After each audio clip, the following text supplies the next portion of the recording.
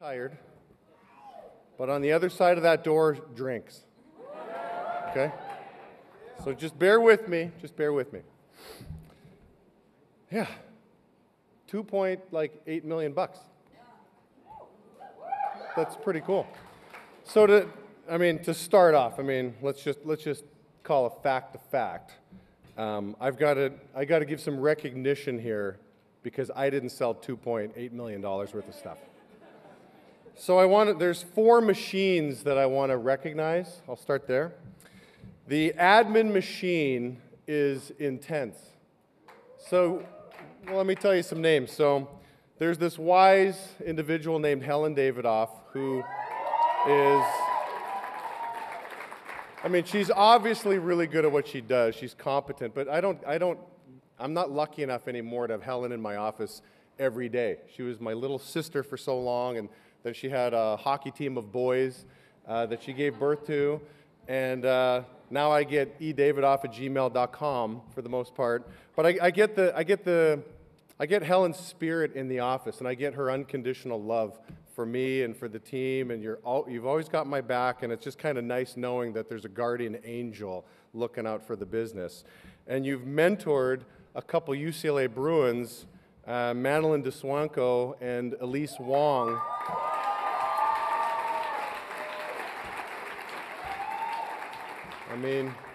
These girls are the face of what administration should look like. With the solar and everything going on, it's like they just said, listen, we'll take care of the recruiting. We'll take care of all of it. You don't have to micromanage us. You don't have to push us. We'll push ourselves. We'll work together. And they've done a phenomenal job. So the admin machine deserves a ton of recognition. The quill machine deserves a ton of recognition. It's led... hey, listen, I've been a $1 million club winner since I can't remember. We've been running a quill monster for a while. The latest graduates of this school happen to be Sam Chen, who's getting the call to go to Cleveland. He chose Cleveland on a Tuesday. LeBron chose it on a Friday, so I'm saying LeBron followed Sam Chen to Cleveland. I like that. And then Ryan Kernel is the next guy coming up, but there's a team. Pound for pound, these guys are good. My average quill guy makes $800 a week. We got a good thing going on. They know how to get bonuses. They know how to get the maximum potential, and they're a machine. The third machine is the solar machine. Yeah.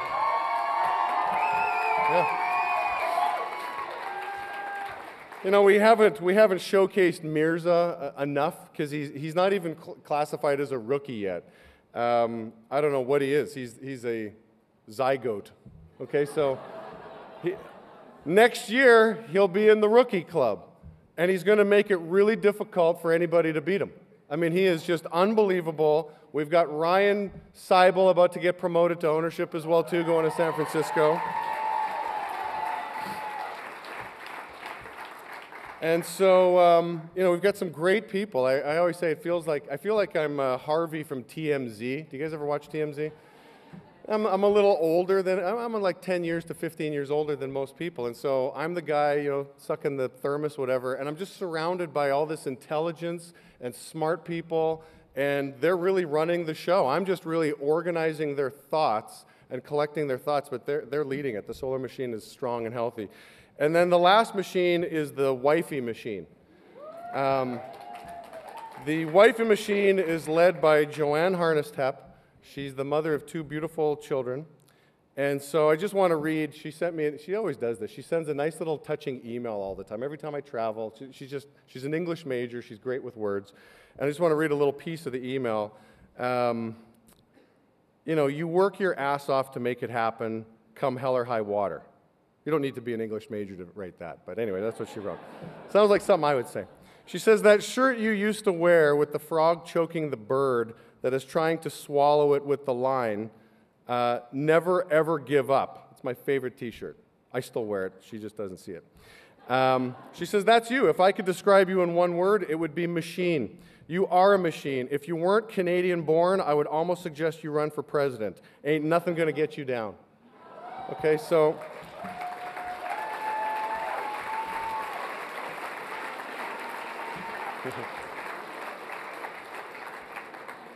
So she could be blamed or credited for creating an insane monster who loves to work, okay?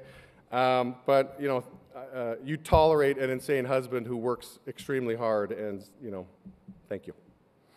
So just a little bit of my story, and I've got a little bit of time, and then again, then we're all done. We're going to go have a good time, a little party. But I moved to California in 1998. I moved from Canada. And I think it's fair to say from 1998 to 2008, I was living the American dream, okay?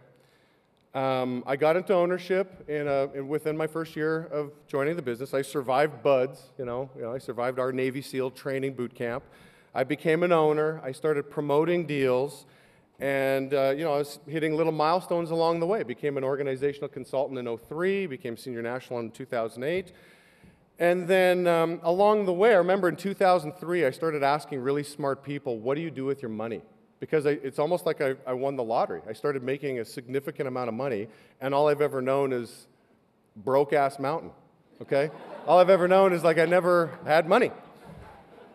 I'm not an English major. I use my own vocabulary. And so, you know, it's weird. I'm living in Los Angeles, and I'm watching the value of property going up around 20% year over year. And I'm saying to myself, man, I got to get in the market before I'm priced out. And I got to get into the stock market because the stock market is going insane, and I love this idea of money making money. So as I'm building a business, that's cool, but I got to get into the money making money game. And then a storm came. So in 2008, the financial crisis smacked a lot of people in the face. I was one of the people that got smacked in the face. By the time the storm had passed, I had lost half of my team, so my business took a butt whooping. I didn't do a great job navigating my team through change. There was all kinds of change and client change. And listen, I could sit here and blame the economy, but at the end of the day, the economy was a catalyst, and my leadership was exposed, and I did not do a good job. And I got kicked in the face. My stocks that I had a decent amount of money in got cut in half. So you wake up one day, you look in your portfolio, and half of it's gone. And then the 3 properties that I had purchased also got cut in half. I'm paying full pop mortgages. One of my properties was an interest-only mortgage. I could talk finances here till I'm blue in the face. I was really dumb thinking that this property is going to go crazy.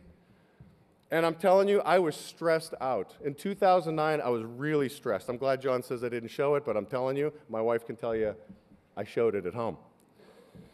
I was in pain. And you know what's tricky about pain is you see other people. I call it the Facebook mirage, okay? Everybody else's life looks fantastic. You got Teddy up here taking a nice little selfie. You know, look at me. I'm in Los Angeles, and we're having all this great stuff. So it looks like everybody's life on Facebook kicks ass. There was a time I'm like, everybody's on vacation but me. What is going on? Everybody's life is awesome. So I'm feeling all this pain, and it's compounded because of this mirage that everybody else's life is so awesome. And you know what I find really interesting about pain? I think God can use pain as a tool. So, hey, Jamie, do I have your attention yet? No? Maybe you need a little bit more pain. Maybe you've taken too much credit for your success. Jamie, what's really the problem? Where is the source of your pain?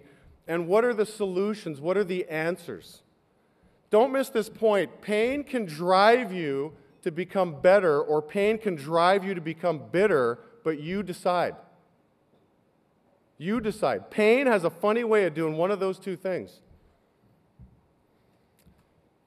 I'm a dad, and there's this book called The Tortoise and the Hare.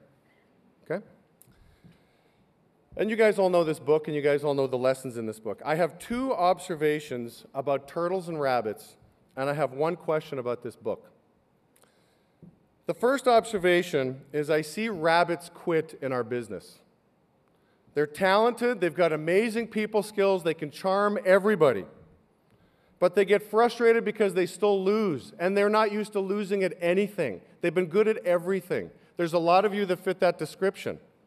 And they do the easy thing that rabbits do, they bow out because it's too tough.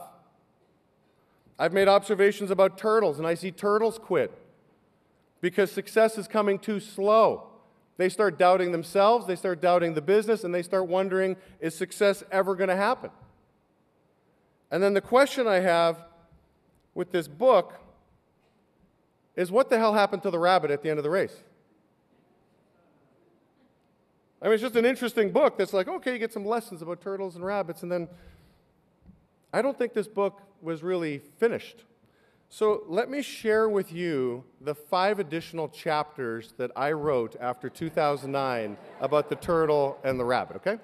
So flatter me, or allow me to read a children's book to you. So this is the sequel of The Turtle and the Hare. Chapter 1, purpose. George did a good job talking about purpose. Why? Is your motivation family? Is it acceptance? Is it marriage? Is it your unborn children? If you can't answer why you must be successful, I wouldn't bet on you. The more reasons you have to succeed, the higher your chances. So it's not like your why guarantees you success, it just increases your probability. And I find something really odd. I've made an observation over 16 years in the business. That's how long it's been that John and I have known each other. Is this thing called indifference, people have taken out of context and don't understand that indifference is a tool for you to maintain your attitude. And that is it. That is the only value of indifference. How can somebody be indifferent on their life? Well, I hope I can be successful. I'd really like to be successful, but I don't have to be successful. I don't have to be. Chapter 2. Humility. You just lost to a turtle, little rabbit.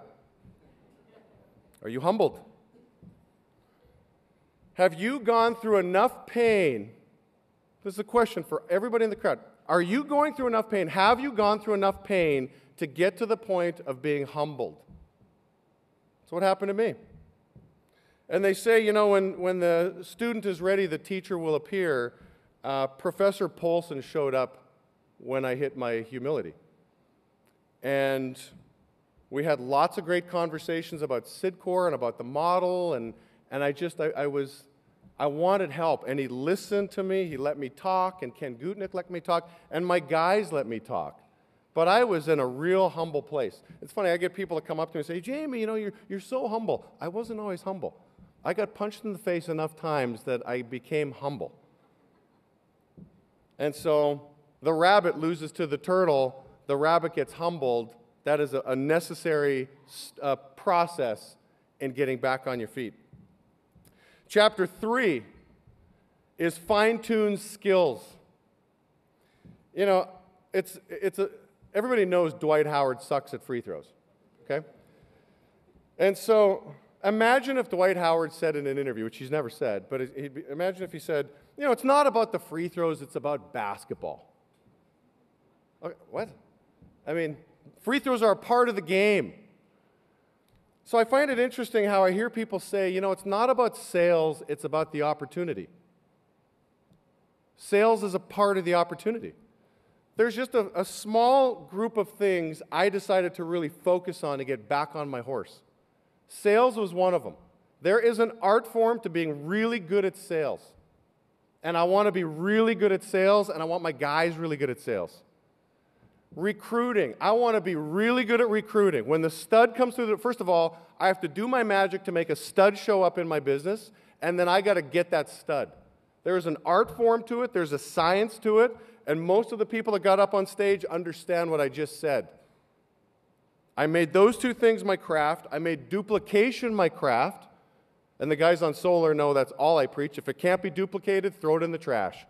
This is not about us running the best ICL Sidcore's ever seen. It's about expanding this thing around the world. If it can't be duplicated, we're out. And I focused on systems. Systems. I want the machine to run without me having to show up. What are the systems that are necessary to run the operation? And the 5th thing I focused on was creativity. We're creative. We're thinking outside the box. GoStarSolar.com. Check it out. Check it out. Chapter 4 of this rabbit. Because again, this rabbit, he likes to fine-tune the skills. He likes to run. He likes to race. Chapter 4 is hit the gym, silly rabbit. Hit the gym. Add muscle. You know, it's interesting. We all clock in, and we've all clocked in a pretty good day today. I think we started at 8 for the most part. And we're done, it's 11 o'clock or something like that right now. I was up at 5:30 practicing my speech. Go figure. But we all generally clock in the same hours. The question comes down to the intensity of work that you're doing while you're working.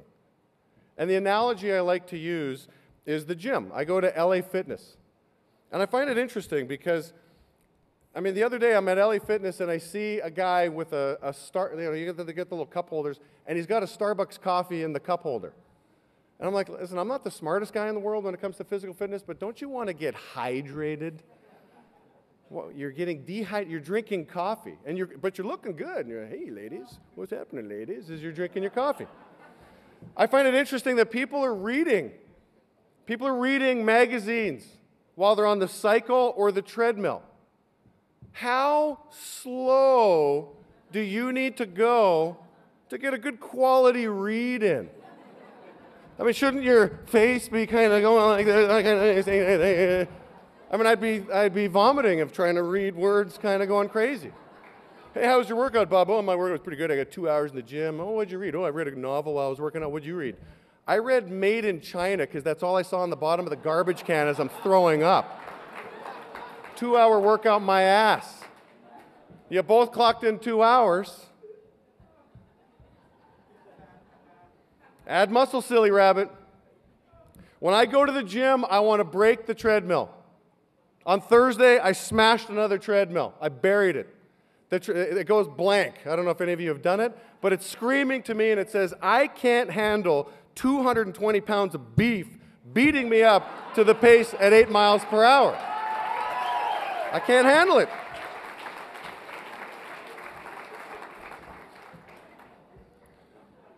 Okay, get this. Your potential is God's gift to you. What you do with that potential is your gift back to God. I believe that. It's deep. I believe it. I believe it. I mean, we're wired with amazing gifts. All of us are. And we all have different strengths and strategies. You might take a look at a guy like Ed Cunliffe, and he's just so eloquent. I mean, he has some gifts that I don't have. Brandy has gifts I don't, but we're all wired with these amazing gifts. What an insult to your maker to throw those in the trash or leave them unused. I mean, at some point in time, we're all going to die. I don't want to be held accountable to say, I wired you with all these gifts, and you threw it in the trash, and you disgraced me. I don't want that to happen. Who would have thunk that this book was so bloody deep? You know what I'm saying? Who would have thunk that? And the 5th chapter, and the final chapter of this book, is the chapter of commitment.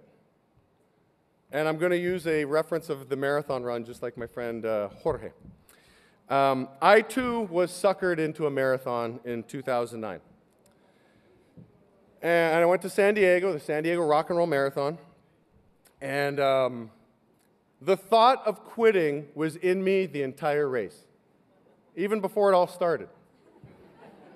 I'm like, why did I say yes to this? And, you know, Teddy and a bunch of guys were there, and, you know, I didn't even see him at the starting line. And so the gun goes off, and, you know, when you sign up for at least the San Diego Marathon, probably different in Greece, but they give you a computer chip thing to put in your shoe so your loved ones can trace you, okay? In case you die or in case you know, something happens. So I got my chip, and as soon as you cross the start line, because everybody starts at a different time, boop, the little chip goes off, and it's tracking your every move. And listen, at mile 5 is really a point of being negged out. It's like being in the field at like 2 o'clock in the afternoon. You're like, oh my God, I got the rest of the day ahead of me, and this day's sucking like this, right? And so at mile 5, I'm like, I have 21.2 more miles to go. It's mile 5, and my legs feel like they're going to pop out of my hip socket. I mean, the hips, the knees, and the ankles were, I mean, that's what it's not the muscles that kicked my butt. It was the joints. And I said to myself, because I told my wife, hey, listen, you know, I'm going to be in a marathon. Look at me. I'm special. And And so I told her, listen, there's a halfway point, the 13.1 mile, where it's an overpass, and a lot of loved ones go there, and they cheer on their loved ones.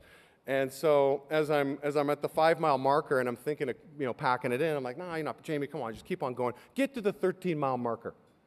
Get to the it's only, 8 more miles to go. It's 8 more miles. You can do 8 more miles, Jamie. Don't think 26 miles. It's ridiculous. Let's go 8 miles. And so I was thinking, okay, I'm powering through, and I'm already seeing carnage on the side of the road. I mean, there's ambulances and people that are completely unprepared for a marathon that had no business being in a marathon.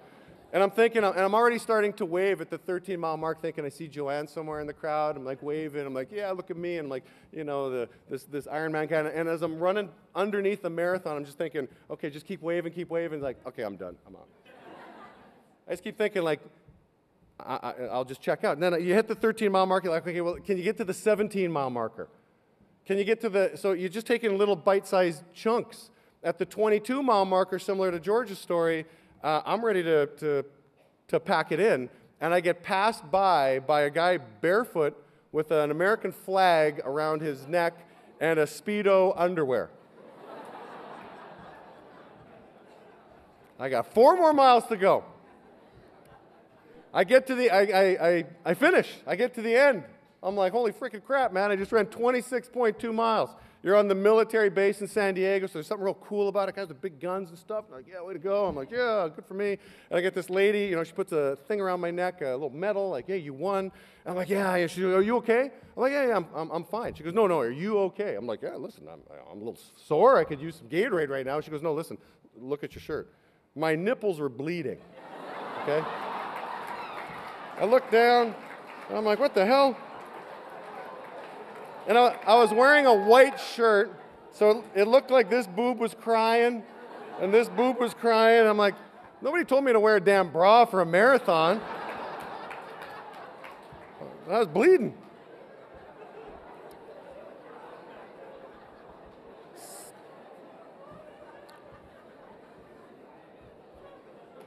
My 2 favorite shirts are the frog choking the chicken and my bloody nipple shirt that I never threw away.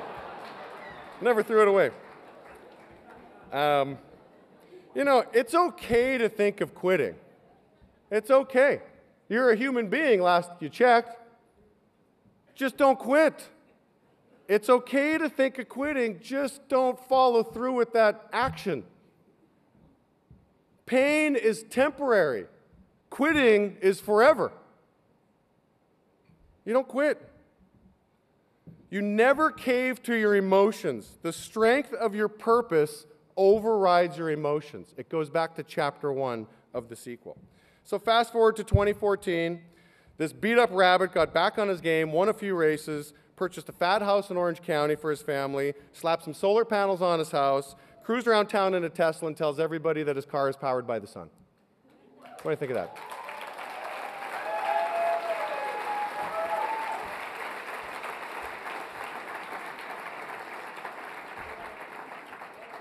And then after you win a couple races, you realize that you've never been competing against anyone. This isn't a company, the promoting owner bonus, consultant, but you know what? I'm not competing against anybody. I'm competing against my potential. That's who I'm fighting. That is our biggest challenge. And to succeed in this battle, we can't be a rabbit and we can't be a turtle. We need to be a hybrid version of the two and be a rabbit turtle. We need the finesse and skills of a rabbit, and we need the patience, persistence, and determination of turtles. The rabbit turtles, my friends, win the races of life. Now let's go party like rabbit turtles tonight, shall we?